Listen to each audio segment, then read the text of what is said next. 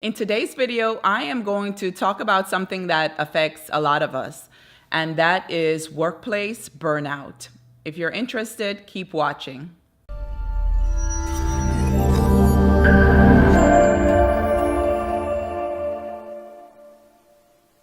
Hi everyone, I'm Dr. Loren Josephs. Welcome to my channel, Dr. LJ Speaks Life, where my goal is to empower women and girls to build self-confidence, improve self-image, and to eliminate the barriers to success in their lives. If you haven't already done so, please take an opportunity to subscribe to my channel and hit the notification button so you'll be informed when I post. So, burnout. We definitely need to talk about it. We need to talk about it because so many of us have been in situations where we have just been victim of our workspace. And as some of you may have heard earlier this week, the World Health Organization officially added workplace burnout as a diagnosable condition in the International Classification of Diseases and Related Problems, also known as the ICD. The World Health Organization has defined burnout as a syndrome, which means a group of related symptoms, which is resulting from chronic workplace stress that has been unsuccessfully managed. And they have listed 3 dimensions which characterize burnout. And the first dimension is feelings of energy depletion or exhaustion. The second one is mental distance from one's job or feelings of negativity or cynicism towards your job. And the third one is reduced professional efficacy. Burnout is only related to the professional context. If you are feeling exhausted or your energy is depleted, but it's not related to work and related to other factors in your life, then that wouldn't be characterized as burnout. It would be important then to have a professional rule out conditions such as anxiety, depression, and other related mental health concerns. So one quick thing that you can do to assess your feelings with regards to your work environment and the impact on your emotional health is to do a scan. Just do a quick assessment. And all you have to do is, as you go through a typical week, just jot down, you can track it in a spreadsheet or just in a notebook. But what the things that you're looking at are the tasks that you are responsible for, the people who you are associated with, and your feelings.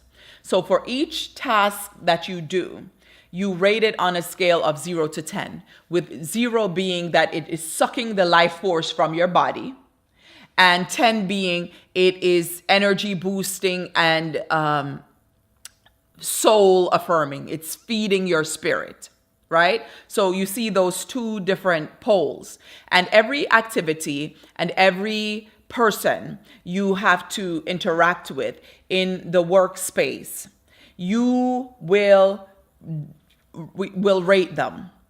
And what you will find is that you will get some clarity with the things that are draining you.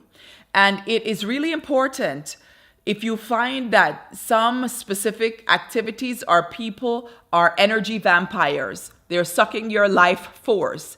It's important to make a decision about limiting your contact with those tasks or people. Sometimes it's easier said than done if they are mandatory tasks that are associated in the workplace. And in those situations, you might have to think of a longer term exit plan. How can you exit? How can you extricate yourself from this workspace? It might be the process of starting to look for a job, or if possible, asking to be switched to another team, depending on your workplace situation.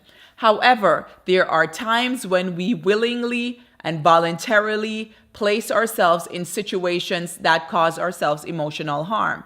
And it is important to recognize that when you are voluntarily opting to place an undue level of stress on yourself, it is your responsibility also to act to end that. So once you do your week scan, then you have to start cleaning house. It is important to recognize that not every invitation is an opportunity. Being busy is not necessarily being productive. I think, unfortunately, the way our work environments are set up, for the most part, encourage burnout.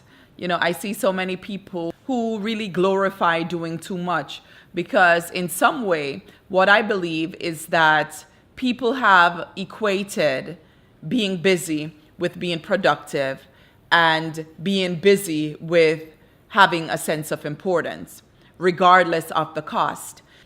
As I always say, don't forget kindness and truth. The truth in this situation will serve you well once you assess where you are with respect to your work world, and to make decisions about whether you need to stay or whether you need to go. Until next time, everybody, take care, walk good.